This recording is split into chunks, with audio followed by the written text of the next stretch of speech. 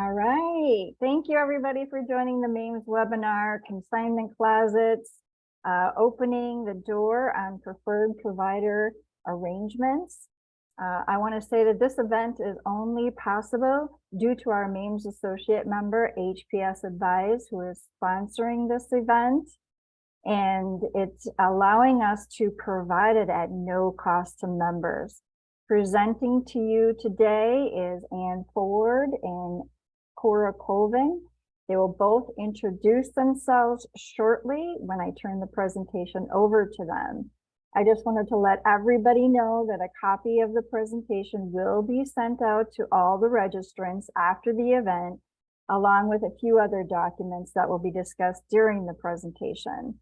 This webinar, and again, along with the presentation, will be posted on the MAMES website and will be available 24/7 after we get it loaded.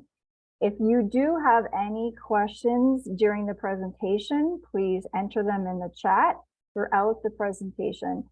Between Ann and Cora, they will respond to the questions at the conclusion of the presentation. So without further ado, I am going to turn this over to Ann and Cora. Thank you very much, Rose. We are thrilled to be here, and we look forward to getting feedback from all of you on this topic and other topics as well, which we will remind you of at the end of the presentation. I'm going to go first, introduce myself, and then I'll pass it to my colleague, Cora. As Rose said, I'm Ann Ford. I am an attorney by trade. I was a nurse several years ago before I was a lawyer. So I've been in healthcare my entire career. Right now, I'm the managing director of HPS Advise, which is the healthcare consulting arm of the law firm Hall, Pringle and Schoonveld, where I am a partner. We represent healthcare providers of many kinds, including those in the durable medical equipment, home medical equipment industry, and hospitals, physician offices, and others. Cora, I would like to turn it over to you so you can give your introduction. Sure. My name is Cora Colvin. I have an MBA and I'm also certified through HCCA as a certified healthcare compliance. I've been in healthcare compliance and regulatory roles, including privacy, for almost 13 years now. I've been working with Ann for almost a decade now, since our time in when we were in-house at other corporations. So Ann and I have been working together for a while now, and I look forward to presenting on this topic today. So this is just a brief overview of what we're going to cover. I think Rose went through all of the housekeeping. Just one other point to mention.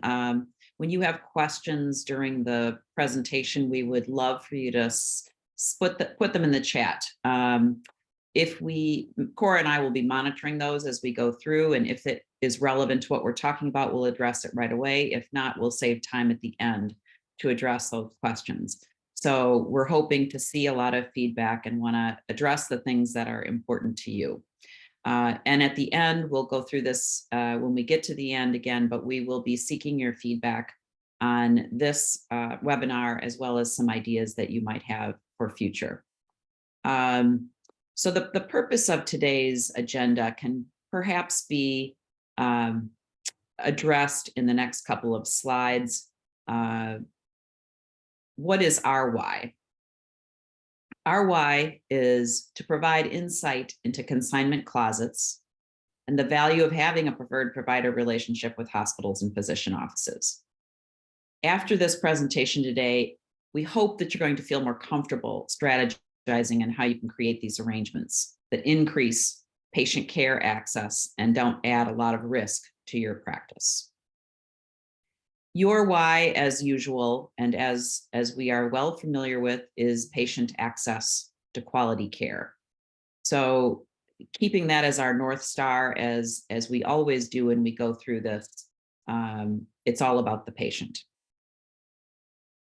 What we want to start with, we're going to use the terms consignment closet. We're also going to use the term preferred provider arrangement. They're somewhat interchangeable, with preferred provider arrangement being a little more general.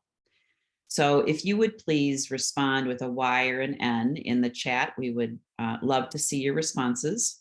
Do you currently have any preferred provider relationships in place? Just a yes or a no, so we can get some benchmark on the audience. I see some are coming in. Yes, we have, this is the perfect audience for this presentation. We have a large group that have these arrangements already in place, Anne. So this is a good thing. Great, great. We do hope that you will contribute again with questions and comments as we go through, which we will share with the rest of the group. So we're going to just start with some background. Since I'm the lawyer, I get the job of doing the legal background, and I will do my best not to bore you with too much legalese. There are federal and state laws that make up the bevy of fraud and abuse laws that we're going to talk about and that are applicable to your industry and particular to these types of arrangements. The favorite is, of course, the anti-kickback statute. And if you see sometimes AKS, that's what we mean. Civil monetary penalties law, there's that abbreviation, CMPL, and then the False Claims Act. I know you're all familiar with these, but we thought a refresher might be in order. So along those lines, we want you to remember the one purpose test. This is what it is for those of you who may need a refresher. If any one purpose of an arrangement is to induce or reward referrals reimbursable by federal healthcare programs, the anti-kickback statute's been violated. So it's really important because we know that sometimes there's multiple purposes for doing something, but we can't whitewash it if even one purpose is to reward referrals. So before we get into the specifics and the black letter law, I wanted to just kind of say the whole idea here for fraud and abuse laws, the takeaways that I want you to keep in mind are that the federal and state governments have many, many tools in their arsenals to protect the government funds. That's their whole purpose. Those tools are the fraud and abuse laws. There's a number of laws we've already talked about. Anti-kickback statute, we've talked about, we've listed CMPL, so the civil monetary penalties, and we've listed the False Claims Act. Those are not the only ones, and they all sound fairly similar. You can't commit fraud, you can't pay for referral, but they do have some slight nuances, some differences. And why do we need multiple laws? Well, they allow the governments to maximize recovery, deter other potential fraudsters, and incentivize whistleblowers. So there are some differences between the laws and how they can be applied, and they combine them. So combining them leads to bigger and bigger fines and penalties and can be either civil or criminal. So I'm sure all of you do, but as you know, being a good steward of your business, you need to have a basic understanding of these laws to run a DME HME business. Some of the examples of fraud and abuse issues arise in billing and claims. Everybody knows about those, coding issues, et cetera, and various other claims related fraud issues. Then there are arrangements such as what we're going to talk about today. This is only one kind of arrangement that can implicate the fraud and abuse statutes, but we're going to talk today about the preferred provider arrangement. So that's just kind of the overview. If I were going to say it in a casual, colloquial way, if they don't get you one way, they'll get you another. So it's a cynical view, but we are going to leave you with a very positive outlook on consignment closets today. This is the essence of the anti-kickback statute. It's a federal law, and you can't give kickbacks to get healthcare business. There are severe penalties, could be jail time, could be significant fines of 100,000 per violation. And just remember, those violations are interpreted very liberally, so they stack up. Violations of this anti-kickback statute also triggers that liability under the CMP. which carries additional penalties of up to $50,000 for kickback, in addition to 3 times the amount of whatever the remuneration or the payment was. So the other thing that, this is the other thing you should know, is that the anti-kickback statute and these laws do dovetail together and add up to just really rack up the fines for errors. This is the language of the anti-kickback statute, and I only include this here because we're going to provide you with the slides, so it's something for you to refer back to. But the language that's been emphasized in bold and underlined is really a separate topic unto itself that we can go into detail on. We're not going to do that today, but just so you can get an appreciation of the fact that there's not a whole lot of words in this statute doesn't mean it's not complex, and that there's not a whole lot of opinions in case law interpreting each of these words. The particular concepts that are pulled out are intent, which is interpreted broadly; kickback, so it's any kind of remuneration. So what constitutes a remuneration and what constitutes a kickback is interpreted broadly. Referrals, again, broadly interpreted. So it's enforced against not just DMEs and HMEs, of course, but against all of the partners that we do business with in the medical industry. The anti-kickback statute has some safe harbors. So the safe harbors came about because the reality of doing business in healthcare means that there need to be certain kinds of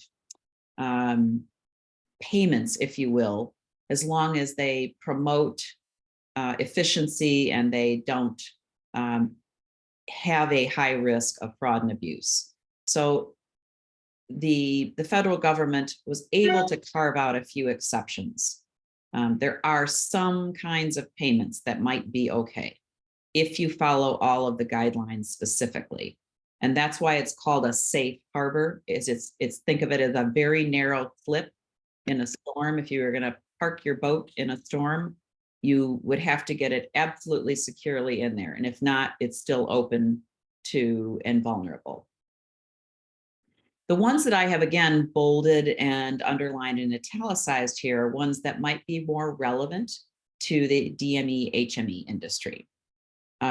So this is a laundry list, but I will draw your attention to a few that are going to be more pertinent for preferred provider arrangements and actually more pertinent for your industry as a whole. Of these are the top. The one that we're going to delve into more is rental of space and equipment, but mostly rental of space. There's also a personal services safe harbor. There is discount and rebate, and then there's waiver of copays. Waiver of copays might be a little more tangential a connection to preferred provider agreements, but they come up so often in the DME and HME industry that it's worth mentioning them, just so that if you hear that term or you see that, you know that there's potentially the anti-kickback statute or other fraud and abuse laws might be implicated. The False Claims Act, there's some key points here. Again, you can see the fines, criminal, civil, and this contains some really important whistleblower provisions. So the government finds out about most of these things through somebody blowing the whistle or filing a report with one of the government agencies. So that's a key way for them to enforce these laws. So they've built into it a protection for those who might be inclined to blow the whistle. To talk about the space rental safe harbor, we have some OIG guidance on this. That it goes as far back as February 2000, and it's called a OIG Special Fraud Alert: rental of space in physician offices by persons or entities to which physicians refer. There is a link to that special fraud alert in here, and I'm happy to provide it if you have trouble finding it and you want to find any of this specifically. I'm happy to help you out with that.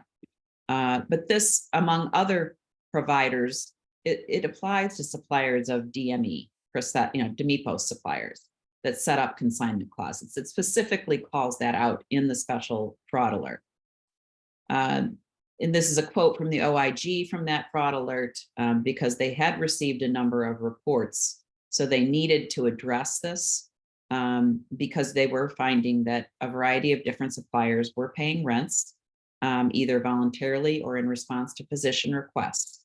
And some of those were unnecessary or they were above fair market value. These are some of the categories, the three categories that the fraud alert calls out as the main areas for suspect consignment closet arrangements.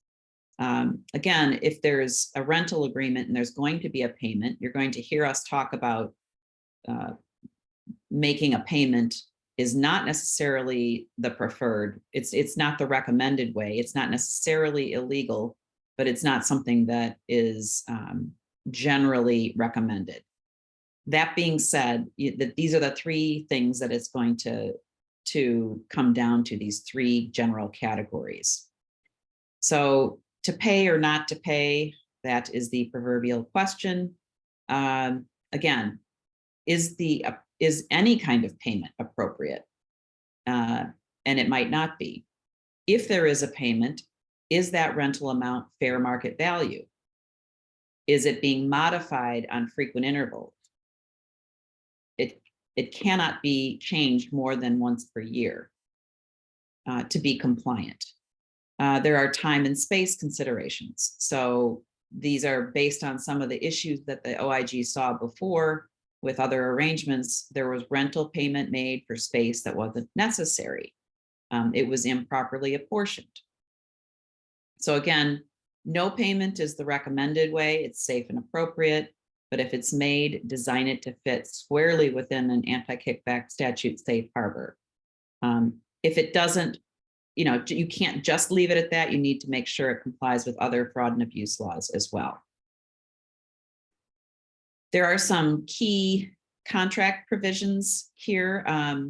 Some of them are not provisions, some of them are more general concepts about doing a contract for a preferred provider agreement.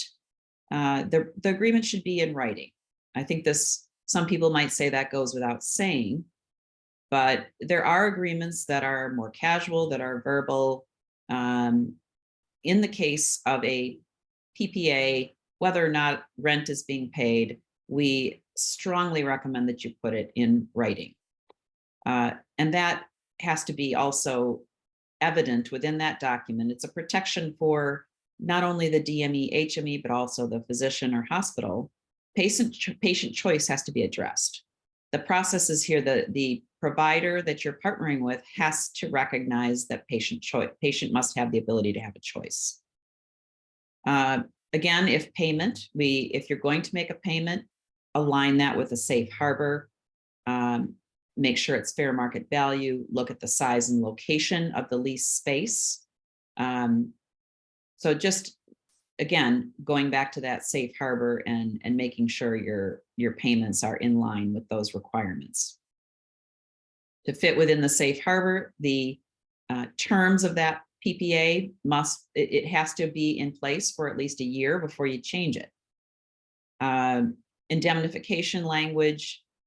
Overall, I'm sure you're aware this type of language is to protect your company in the event there's a challenge to the agreement or some claims filed. Who's going to pay the legal fees? Who's going to bear the responsibility for the damages? For the specific language that's recommended for your situation, you should discuss that with counsel because it can vary. If you're the DME, HMA, you want the most protective language you can get, but often with this type of language, you're going to be subject to some of the relative negotiating position that you have with the partner. The operational requirements are, this is where the business people are going to drill down, and this is going to be important for you, not just for compliance purposes, because you want to have all these details down when you're evaluating who's getting what, and to further establish that it's fair market value, you have all these details down here, and how the inventory is going to be handled, who owns it, how's it going to be billed, You'd like to have proof that the provider, whether that's a hospital or physician office, has some kind of a compliance plan. You want communication cadence for quality of care discussions, because remember, the purpose of this is quality care and access to care. Again, you want to spell it out that patient choice should be as part of this protocol. What is your process, partner, hospital or physician office? Do you have that process? Is it written down? And then in the case of a provider, you need to specify that DME has to be publicized to its staff and its patients that they are the preferred provider. How do I know if an arrangement implicates the Anti-Kickback Statute or False Claims Act? And I want to be clear when I say implicates here. It doesn't mean violates, okay? Just because you have an arrangement that implicates these laws doesn't mean that you're going to be doing something illegal. What it means is you need to take special care to be sure you put enough safeguards around it that you're appropriately able to balance your business needs with your compliance protection. You've got the green and red language here for you to kind of, the stop is in red and the green is in, the go is in green. So you want to use caution when the arrangement includes an item or service that's reimbursable by a federal healthcare program. As we all know, there's federal healthcare programs and there's private payers. And the real sticky wickets are usually with the federal healthcare program. The arrangement may influence a person to select a particular provider. That's another red flag. Patient choice is important. Another red flag is that it leads to an increased risk of overutilization. And I think we all are aware of what that is. So a strong foundation for your PPA is that it improves the health of patients, access of care, or protects the quality of care. It reduces the overall costs to the programs. It includes appropriate safeguards. Again, go back to that contract and perhaps appendices or related documents like policies and protocols. So it's in writing, and that it operates transparently. The last point there is it's regularly monitored and audited for compliance. That is pretty key for any kind of program you have that might implicate these fraud and abuse laws. So I'm going to turn it over to Cora now to continue on with the presentation. Thank you, Anne. So we're going to jump into some more operational considerations. What should we consider when we're establishing arrangements as a preferred provider with a hospital or physician office? What does this look like operationally? Next slide, Anne. So Anne gave a great overview of the legal components to what we should be considering. And in more simpler terms, why is this okay? Well, the government wants us to have these relationships and collaborate as providers to provide that access to high quality care. And so access to high quality care, though, this is a group of words that has a meaning. And one, we set the intention. So we set the intention and we let it be the guide for our employees and our conversations with providers. So we're going to go out and have these conversations with potentially new providers and our current providers with that in mind, as Anne said, as our North Star. And what this means operationally is that we have to monitor and ensure that this high quality service, that we're actually providing this. And so operationalizing actually increases efficiencies, and it decreases the likelihood of mistakes in care, service, and billing. And so, and if you want to take it to the next slide, a question that I have is currently, do you guys have policies or procedures in place to support your preferred provider arrangements? And these would be your, maybe a regular cadence of your communications with your preferred providers. Are you managing KPIs? Are you documenting? Do you have these things already in place and trained on by your employees and hospital and physician office staff? I'm going to look at the chat to see if we have Any Again, if you just whys put for it, yeses? yeah. Yeah. Yes or no?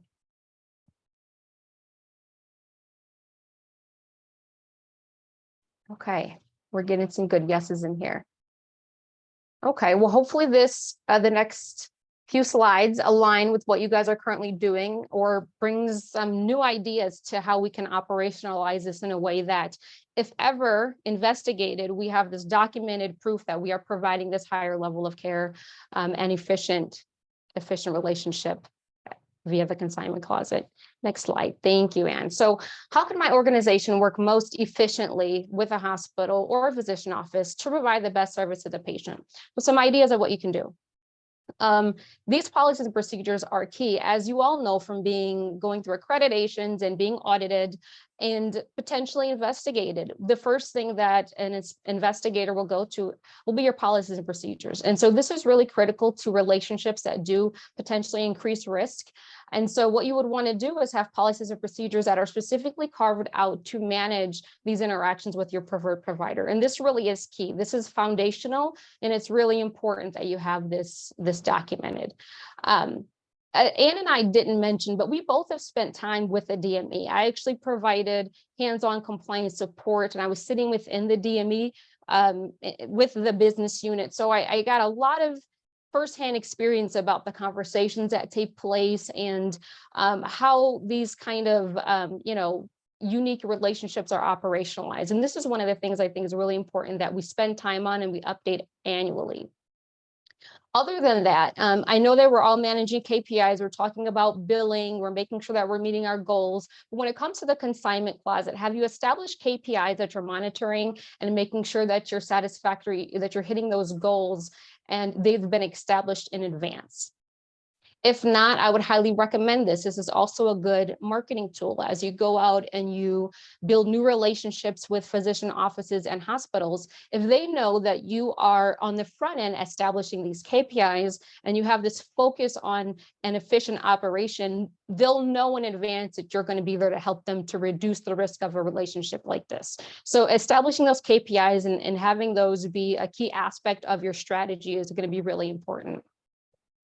Obviously, provide good inventory management, making sure that the inventory is being closely monitored and that the methods for doing this is communicated to the hospital and you're holding yourself or the physician office and that you're holding yourself accountable for these good inventory management practices. Ensuring that you have the appropriate item stocks and then reevaluating this as needed.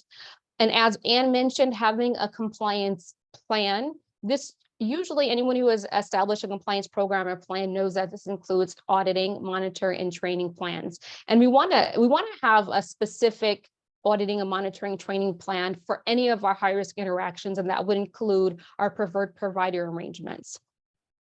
And what happens if we are not meeting our KPIs, or what happens if we audit and we have issues, right? We use our corrective action plans. It's really important to have documented corrective action plans.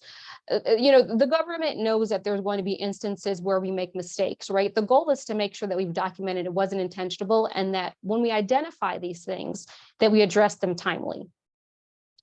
Also report regularly to the providers that you work with if there's been any inventory documentation issues associated with billing. I think it's really important to make sure that you have a decision maker as a part of your main contact with your preferred provider, because we want to make sure that they're able to help us make changes if there are issues that are happening, especially when it comes to billing. I recommend that you establish that relationship with that decision maker at the onset of the contract, and then hold the hospital or physician office accountable if they're not supporting the billing activities with good documentation. There must be consequences in the contract, which does include up to and including termination of that contract. Next slide, Anne. So a few things about inventory management, which you guys are the experts, so this should not be news to you at all, but wanted to go over it really quickly. So as you know, the inventory and consignment closet belongs to the supplier. The hospital cannot use the supplier inventory for inpatient treatment. I'm sure we all understand this difference of the hospital benefit versus the Part B. And so this is an important part of the inventory management of a consignment closet. The DMEPOS supplier must have access to replenish the inventory and conduct the inventory management responsibilities. And so it's important to know that we can't ever tap into the hospital staff in order to help us do any type of audit or management organizing, anything associated with this inventory. It really is the responsibility of the supplier. We can't use those paid resources that are the hospitals as our resources. And then again, damaged or missing product must always be charged back to the hospital. As Ann mentioned, this should be a part of the contract. And missing or damaged inventory pricing for these items should be established up front. This makes it really easy to rectify issues in the event that there is any type of inventory issues that arise throughout the relationship. It could be because of any type of damage that might have happened at the hospital or physician office. Maybe there's a theft on their side. You don't know, but all of this has to be accounted for on the front end. It really makes things smoother. Next slide, Ann. So what do we want to think about with our partner and their network operations? It's important to ask good questions. We can't dictate what they do in most instances, but whenever you have a relationship such as, a consignment clause and preferred provider arrangement, I think it's really helpful to know how they treat their preferred provider networks as a whole. We want to make sure that everyone's being treated the same. We want to understand if there's any KPIs that they're monitoring for everyone. What's the minimum criteria? Is it in order to become a preferred provider, you have to be working with us for at least 6 months. You have to have good satisfaction from your current customer base. What are the metrics? And this just supports that they're choosing adequate providers as their preferred providers. Why does this matter to you? Because if ever they're engaging with providers for other reasons than that they are, best partners to work with, this could potentially land in your lap if they're ever investigated. So it's just good to know that your preferred providers are holding people accountable on their end if their relationships or if their providers are not maintaining metrics, and that they have also good practices for relaying preferred providers to the patients. Okay, so what we like to see with hospital responsibility is we're diving a little bit deeper into the provider lists. I don't know if anyone has ever or if it regularly looks at the list that is provided to patients by the hospital or by your physician office, but it's a really good thing to take a look at. What is the actual document that is given to, I'm sorry, Angie. I'm Thank sorry. you. No problem. What is the actual list that is being provided to the patients? We want to make sure that they're getting a full list of the Medicare providers that are geographically relevant to the patient or whatever the patient is requesting. What we don't want to see and what increases risk is that the hospital may be just providing the list of the preferred providers. We also want to make sure that the patient choice is documented in the medical record. This really make sure that in the event of an audit and an investigation, that them documenting the patient choice not only protects the organization that received a referral, but it protects that hospital or that physician office as well. And then also, it's really important that they're disclosing their conflict of interest to their patients. If for some reason the provider has, all post-acute providers with the hospital or physician office, if they have a financial interest, these need to be disclosed to patients in all instances. Next slide. So what are some additional considerations? So as Ann and I were brainstorming and we've done a lot of research, we wanted to make sure we were addressing things that could come up that maybe we haven't discussed before. And I don't think you don't really find clearly the definition of what a closet is. So generally speaking, what are we talking about with a closet? It's a space that allows for the product to be stored securely. It should be separate from hospital inventory, and it should meet the manufacturer's storage requirements. Again, there isn't a specific definition, but as you're going out and maybe you're working with a smaller physician office, and there's some really unique way that they want to store the product. Just make sure that it's secure, that the product is safe, and that it's separate from the hospital inventory. So one of the things that Ann and I dealt with specifically at the DME that we were a part of, they were a national wholesale distributor to DMEs, and they also were a DME supplier to patients directly. So there was that level of conflict there. And so, yes, it's okay. This is a thing. You can sell to the hospital, you can sell to the physician office, and also have this preferred provider relationship with them. Yes, it does also increase the risk associated with those two relationships. We want to make sure that we have those arrangements and agreements reviewed at the onset and periodically to make sure that there aren't any issues with that, but that is reasonable. Also, can I provide training to hospital personnel if I'm having issues with billing?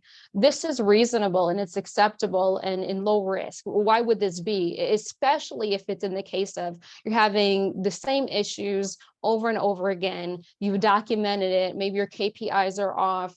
It's important that you document this, you set up a corrective action plan, and that can include training the personnel to address those specific billing issues that you're having. So hopefully those were some considerations that you haven't discussed before with other counsel. All right, so we want to talk about some red flags, some absolute no's. And so a few examples. I saw this example on the web and I grabbed it. It's a great example. A neck collar is used to care for a patient that is in the ER. The collar was pulled from the DME closet and used on the patient to stabilize the patient. Then the collar is billed to the supplier under Part B. We know this is a no. We know this is a red flag. And on the next slide, we'll talk about what we do to manage risks like this. But this is going to be a no, and something that is a risk, not with intention. This can happen unintentionally. You might have a new nurse on staff, someone who may not understand the difference and use a product that was for the stabilization of the patient and then try to bill it to Part B. So this is something that you'll want to keep an eye out for. There was some guidance given that it's okay to have, and this is from the OIG, that it's okay to have a hospital liaison. So we have a preferred provider agreement, and there's DME personnel that visits regularly in order to conduct the inventory management. While the liaison is on site, we have a nurse that approaches them and asks them to support a fitting for one of the hospital's patients. And now this patient is not associated with the DME product coming from the closet, and this product isn't being billed to the supplier. This is going to be another no. This is a red flag. We want to make sure that we create the appropriate risk management protocols around these interactions with an individual in this role that's going to be at the hospital on site more often than normal. Again, as Ann mentioned and I have mentioned, the patient right to choose. This is really important. Patient steering is an issue. We want to make sure that we address this. So the hospital provides a short list of their DME suppliers of their preferred providers to discharge planners. And this is the only list that they get. Well, we know this is a red flag. We want to make sure that they're getting the full list of all of the geographical relevant DME providers in that patient's area, or whatever the patient requests. It should be all of them. And then finally, example 4, DME wholesale at discounts. This is really interesting and something that I had to manage really closely when you're dealing with a really large organization and sales reps all over, having these conversations and making sure you're managing. For example, let's talk about the example. A DME provider and hospital have a consignment closet agreement. The hospital also purchases supplies wholesale from the supplier. The DME supplier gives an additional discount to all of their hospital customers with a PPA. That preferred provider agreement. And additionally, they offer and provide regular on-site training for the nurses employed with their preferred provider customer. This training is not offered nor provided to their other wholesale customers. This is a great example of remuneration that Ann was talking about, and not in cash, it's in kind. The training, you can't give this additional training to a healthcare provider without charging the appropriate fees. So we couldn't give this away free. And obviously we can't give additional discounts. Well, this could implicate the anti-kickback statute. You can't give additional discounts to those you have this preferred provider agreement with. And you can go to the next slide. So how do we manage these risks that come up naturally with having a relationship like this? Well, number one, with this first hospital benefit versus Part B, well, we monitor and audit that. When we talked about earlier, having a monitoring and audit plan in advance, this is one of those areas you would want to monitor periodically when you're doing any type of, billing audits. Audit should be periodic. The audit should be conducted periodically and address the risk and ensure that all products billed by the supplier are Part B. Again, this should be a part of a plan set in place. And obviously, if anything pops up that leads you to believe that there's a for-cause reason for audit, you can address that separately. This is one of those high-risk areas I would recommend that you audit regularly.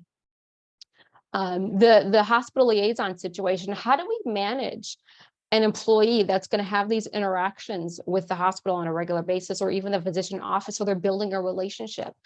We want to make sure that this person, anyone in this role, or even if you can be the owner of the DME in this role, it's important to understand the risks of having a relationship like this, and making sure you have the right training, right? And train your employees, make sure that they understand what can and cannot be shared with the staff of this preferred provider, your provider that you're working with, and the role should be trained with this additional scrutiny. What I like to do when I was in compliance for high risk roles that were dealing with discharge planners and such, I like to actually give a test after I trained from a compliance perspective, to make sure they really understood what the risk was, and I documented that training was effective.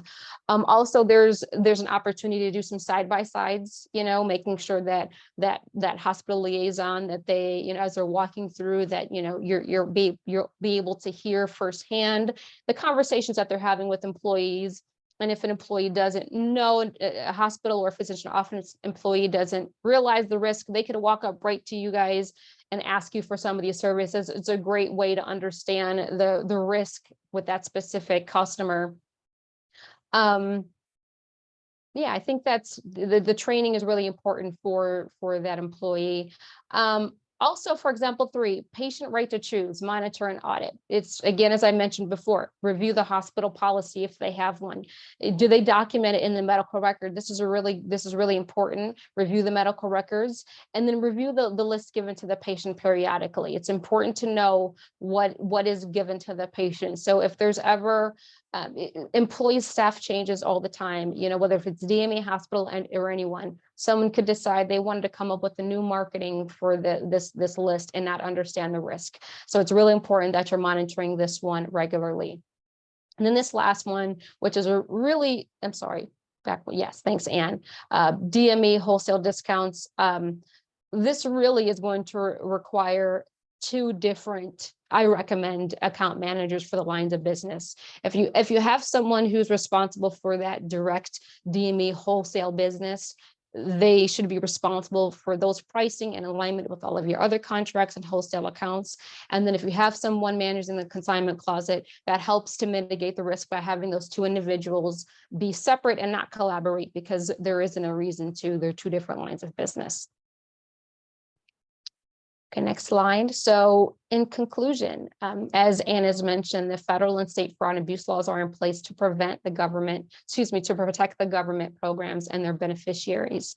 The government supports arrangements, and we're driving this home so you know that even though these are high risk, and it seems like you guys are very sophisticated and are aware of this because you guys have these contracts already, they support these. They want these arrangements that to promote access to care, that are efficient and reduce cost to government programs. Of course, they want it to fit within the AKS boundaries with the appropriate safeguards in place. But as long as you're protecting the quality of care and increasing the patient care and not causing an additional risk, these are a win-win situation for all involved: the patient, the providers, and the government, because we're not increasing any risk to the government programs. All right, so also preferred provider relationships are a benefit because they provide access to care. And again, they could potentially decrease instances of mistakes in care services and billing. If you have a provider working specifically with you, it makes that operation just more efficient. So these are why this is a positive thing. And then finally, the supplier should have an operational strategy that addresses operational efficiencies. They should be regularly monitored using the KPIs as discussed, and then deficiencies should always be addressed timely. Not addressing deficiencies in and of itself increases the risk of a relationship like this. So monitoring the KPIs and all these things are a really good thing, but if you're doing all that and not following through, that's also increasing the risk. So make sure that as you're monitoring and you're identifying the efficiencies and the health of a relationship, that you address those deficiencies timely. Now I'm going to pass it over to Anne to talk about the key takeaways. And I think at the end, I think we do have a couple questions after this, Anne.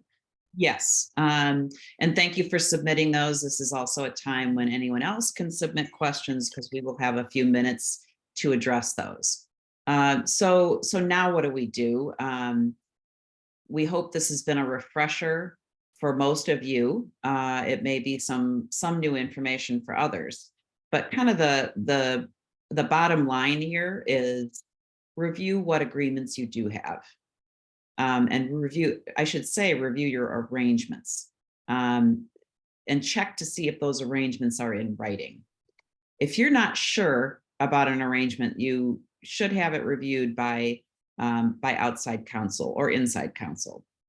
If any violations are found, you've got to report them immediately. Again, I would do this with the advice of your inside or outside counsel. You should review and establish those policies that you have that might support these relationships.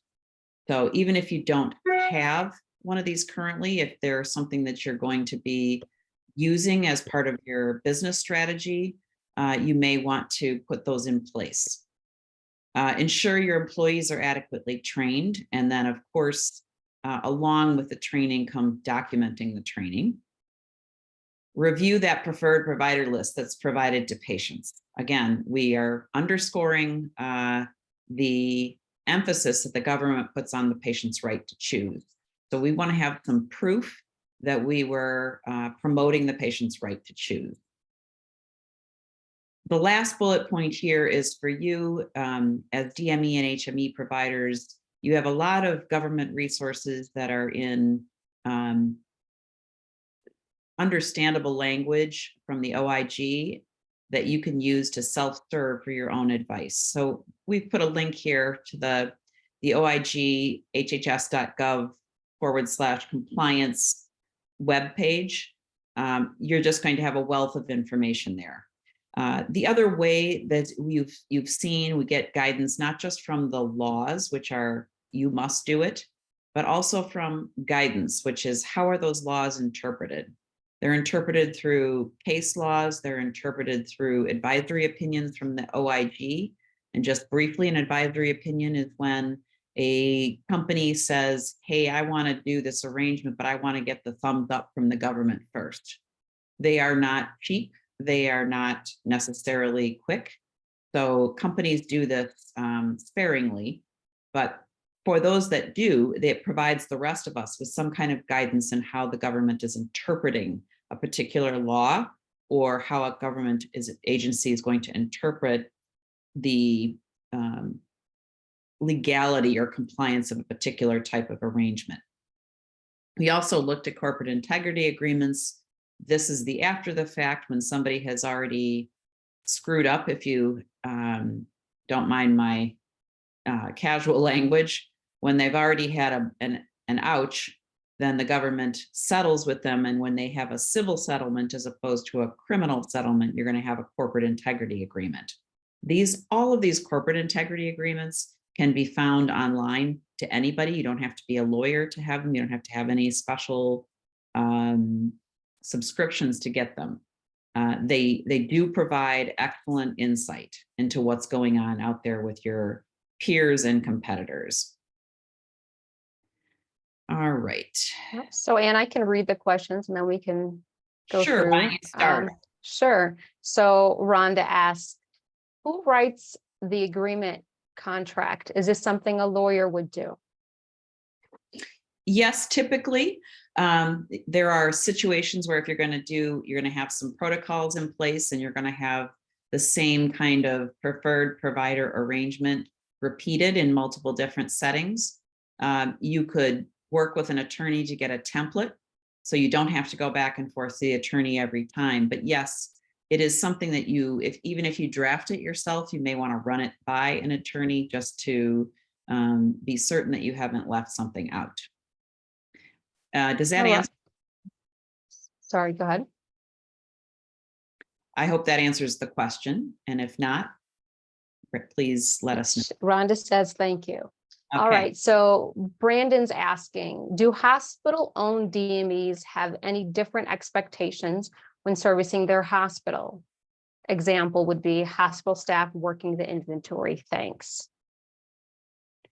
Do you want to take that, Ann, or? I'll start and you can add on. Sure. Brandon, I'm going to take a stab at it, thinking I understand what you mean by this. So when you are a DME and you're owned by a hospital, that hospital that you serve, do you have certain training or other compliance obligations with them? Assuming that the preferred provider arrangement is going to be between the hospital-owned DME and the hospital. That's my assumption there. Mine too. So it wouldn't be, you have the same expectations, but the relationship's going to be a little tighter than it would be if you're completely separate entities. So I would not take it lightly. I would treat those hospital inventory staff like you would an outside company when it comes to training and understanding and opening the pathways for questions. I think it is a potential risk point in these situations that both parties might let their guard down and might not put up as many safeguards as they should. Cora, do you have anything to add? Agreed. I would just say this is where we get into really interesting challenges around patient choice. And, I think that is just as important to address if there's a provider-owned DME to make sure that they are giving that, that they're really carving out and making sure that they're being very clear that these patients have the right to choose any DME and not the preferred provider in this instance, which would be the hospital-owned DME. And Brandon, if that doesn't cover it, please send us another message in the chat and we'll try to get to the heart of your question. That was a good question though, Brandon. All right, moving on to Crystal. If your DME is considering expanding your relationship with the hospital to include a wholesaler relationship, what are the key elements to implement? Contract, oversight, etc. Also, is there a threshold to where you would be considered a wholesale provider? I.e., if you sell a few dozen items to the hospital for them to use in the hospital, are you a wholesaler held to the same scrutiny? Thanks. There's a whole lot of questions in there. That was try to address them. And Cora, if you want to start, then I'll go after you. Yeah, I would just basically say that, if you're selling wholesale, whether if it's, a small amount or a large amount, yes, you're going to be treated like a wholesaler, and that separation should be in place between, any the relationship as a preferred provider, if that's the question. So it looks like you're considering expanding into being a wholesaler. What are the key elements? And I think that all of the elements Ann talked about with regard to the contract, the oversight, all of those would be pertinent for that wholesaler relationship. Again, unless, I would let Ann also add, is there a specific threshold? I don't think there's a specific threshold. The relationship is the threshold that you're having these, right. That you're engaging in this way with that provider that makes you a wholesaler. And then if you're engaging with them as, a provider, then they're a referral source. That's the activity that's going to, be the cause of that relationship. So, yeah. Hopefully that answers your question, and I'm not sure if you wanted to add anything to that, but yes, definitely held to the same scrutiny. I think you covered it, but just to underscore, yeah, it's the relationship, not the volume of product.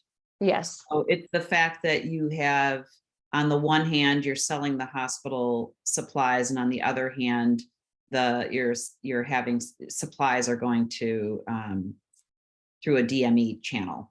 Mm-hmm. So I want to make sure that one agreement that there's no incentive for one agreement. Right. I will say, Crystal, it's likely, and Ann, feel free to jump in. I do think it's lower risk, right? If you're not selling a whole lot of product to the wholesaler, it's not likely that you're some major trigger that you're causing. It's not, again, anything could be happening. But my point is that when you have these lower volumes, it is likely to be, lower risk just based off of that. Yeah, excellent point. Thanks. All right. So moving on to Anna. Anna's first question regarding separation of inventory. They use omni-cells or kiosks like storage across the hospital and have some supplies from our preferred provider in the same omni-cell, but are specified as a preferred provider supplies by the item recorded labels. Is this separated enough, or does it need to be a completely different location? If I'm understanding correctly, it sounds like that you have preferred provider stock mixed together, but it's separate than the hospital. Is that correct, Anna? Okay. Yeah. To me, as long as it's, again, as long as the hospital isn't managing that inventory and those DMEs are required to manage their space appropriately. And again, it's safe, it's secure, and it's stored within the manufacturer's required storage. Again, there isn't exact guidance for this, but to me, I wouldn't say that that increases any specific risk. Could cause some inventory issues if there's ever any picks that are errors, but I mean, I do believe that errors happen, so it seems reasonable to me. Any feedback on that, Anne? Yeah, just to say, as Cora said, a lot of this stuff isn't going to be very black and white. The whole point is that you have safeguards in place. So Yes. depending on the staff that you have working, if the staff can't get it right, if it's in the same location and you need to separate it because they're not going to be able to follow through on your protocol, then you might want to consider changing operationally how you have it set up. So, if you don't have the physical separation, then you need to have some good training and good guidance on the practical separation. I hope. Okie dokie. Yeah, Okay, I think, yeah. We've got a few minutes left. Let's see. Yeah, we have a couple minutes left. Let's see, jumping to the next question, and this Let's is C. take one Nicholson. more. Let's take one more, and then Okay. for the rest of them, we will answer them offline, okay? And we'll try to get those answers to everybody as well. If the DME did not get a competitive bid on knee immobilizers, if a Medicare patient receives one from the consignment closet, what should DME do? Is a chargeback appropriate to the facility? That's a good question. I would have to think through that one. I don't know the answer offhand, honestly. I don't know if you know that one, Anne. No, and I think that's a good one for us to get back to you on. And I think looking at the time, I would like to just try to do a wrap up, but I want to, again, to underscore that we will answer the rest of these questions just offline. And then also, if you think of others afterwards, please feel free to let us know. We're happy to answer them. I want to just point to the appendix here at the end. Yeah, can I jump in real quick and just comment on that? As I reviewed that again, you said that the stock was pulled from the DME. That was not an issue. I would say that would have cost to the DME, that it wouldn't fall back on the hospital due to the internal. Oh, Noel wants to jump in. I'm happy to have you jump in, Noel. Again, initially, as I re-review the question, ultimately, I believe that would have to be something that responsibility is on the DME, that couldn't be charged back to that hospital. But open to, well, actually, we have to move on. Yeah, time's not going to permit, but thank you for your help, Noel. I appreciate that. So I'll let Anne continue. So if you have any further questions, please do feel free to reach out to us.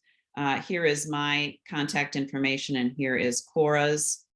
We also wanted to remind you that if anyone would like to have a complimentary gap analysis, it's on a limited basis. Perhaps you want a little quick overview on your preferred provider arrangements.